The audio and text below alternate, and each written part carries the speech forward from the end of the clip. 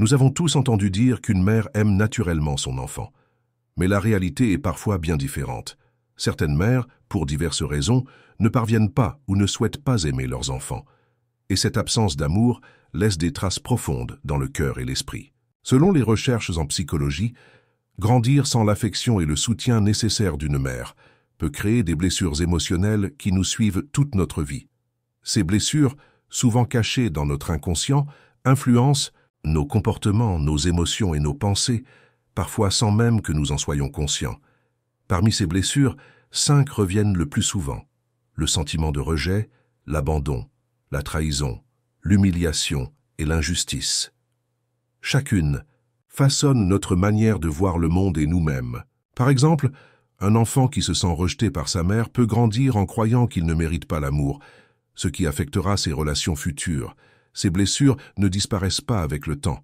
Au contraire, elles s'ancrent en nous, influençant nos choix et nos réactions, sans que nous en ayons conscience. Si vous vous reconnaissez dans ces mots, sachez que vous n'êtes pas seul. Beaucoup portent ces mêmes blessures, souvent sans comprendre d'où elles viennent. Mais la bonne nouvelle, c'est qu'il est possible de guérir. Comprendre ces mécanismes est le premier pas vers la libération. Et justement, dans ce qui suit, nous allons explorer comment ces blessures se forment et comment elles influencent notre vie.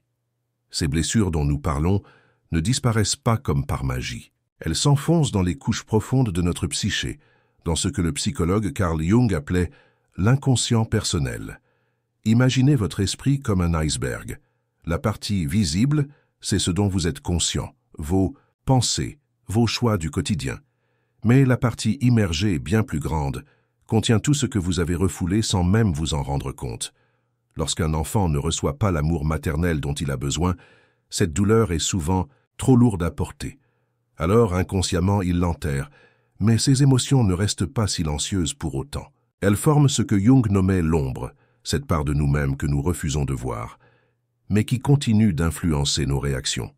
Par exemple, une personne qui a souffert d'abandon dans l'enfance pourra, sans comprendre, pourquoi saboter ses relations par peur d'être quittée à nouveau.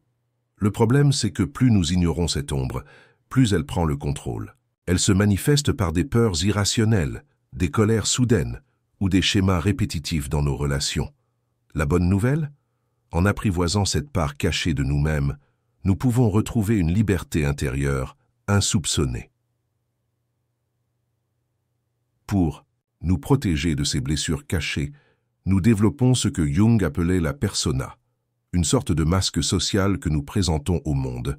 C'est comme un rôle que nous jouons pour nous adapter aux différentes situations de la vie. Vous savez, cette version de vous-même qui sourit poliment lors des réunions de famille ou qui semble toujours tout contrôler au travail. Mais voici le paradoxe.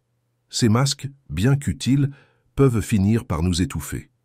Quand une personne a grandi sans l'amour maternel nécessaire, sa persona devient souvent une forteresse, solide en apparence mais vide à l'intérieur. 7 conséquences majeures en découlent.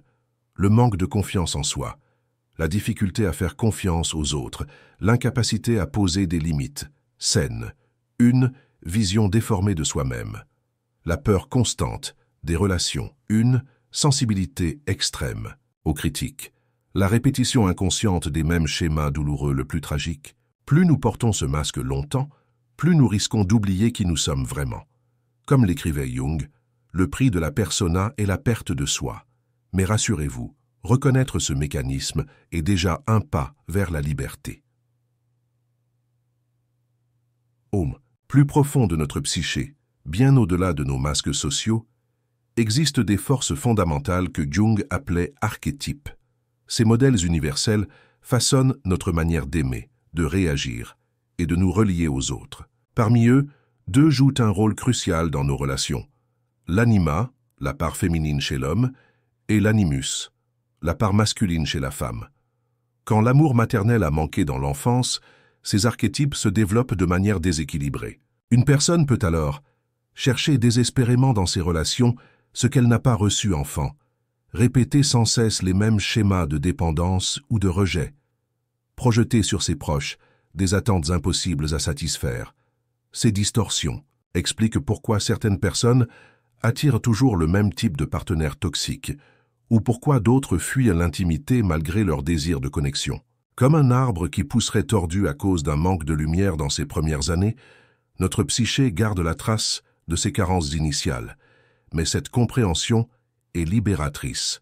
En prenant conscience de ces mécanismes, nous pouvons commencer à rééquilibrer notre monde intérieur. La clé, reconnaître que ces blessures ne nous définissent pas. Elles sont simplement des parties de nous qui attendent d'être entendues et intégrées. Nous arrivons maintenant au cœur de notre sujet. Comment transformer ces blessures en force? Aung nous offre un processus précieux appelé individuation, ce voyage intérieur qui nous permet de devenir pleinement nous-mêmes. Ce n'est pas une route facile, mais chaque pas en vaut la peine. Le premier pas consiste à écouter ce que nos rêves tentent de nous dire. Étonnamment, lorsque nous dormons, notre inconscient nous parle à travers des symboles. Une personne qui rêve souvent d'une maison en ruine pourrait par exemple travailler sur ses fondations émotionnelles fragiles. Ces messages nocturnes sont comme des cartes qui nous guident vers nos zones d'ombre. Ensuite, vient le travail d'intégration. Il s'agit d'accepter toutes les parts de soi, même celles qui nous dérangent. Par exemple, la colère refoulée peut devenir une saine capacité à dire non. La peur d'abandon peut se transformer en autonomie. Le besoin excessif d'amour peut évoluer en amour de soi. Enfin, apparaît ce que Jung appelait le soi, cette part profonde qui sait exactement ce dont nous avons besoin. Plus nous nous en approchons, plus nous ressentons une paix intérieure, comme si toutes les pièces du puzzle de notre existence commençaient enfin à s'assembler. Nous voici arrivés au terme de notre voyage, mais surtout au commencement d'une nouvelle vie. Ces blessures que nous portions comme des fardeaux peuvent devenir nos plus grands enseignements. La clé? Transformer notre relation avec nous-mêmes. Imaginez pouvoir regarder votre histoire avec bienveillance, comme un grand-parent sage contemple les expériences de sa vie. Cette distance affectueuse est le signe que la guérison est en marche. Vos relations changent alors naturellement. Vous attirez des personnes qui vous respectent. Vous posez des limites sans culpabilité. Vous aimez sans vous perdre dans l'autre.